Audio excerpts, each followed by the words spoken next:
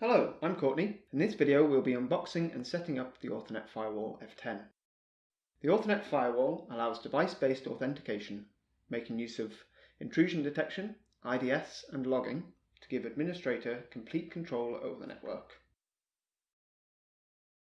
So let's start by opening the box.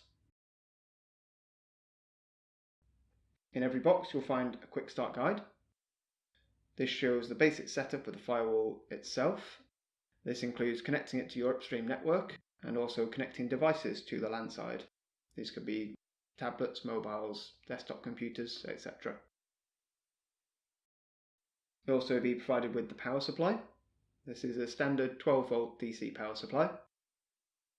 Depending on your location, you'll also be provided with the correct header. These simply click into the power supply. We have the US header, the EU header, and the UK header. For this demonstration, we'll be using the UK power supply header.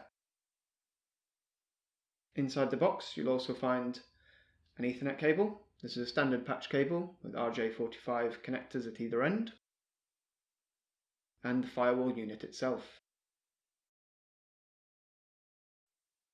The Authonet firewall is a slim metal enclosure.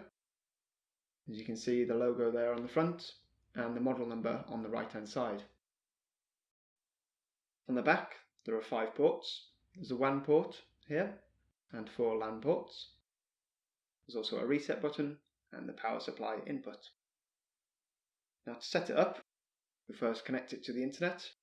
So plug our internet cable into the WAN port. We'll then power the unit on using the power supply provided. The boot procedure takes about 60 seconds to complete, after which the unit will be ready to configure.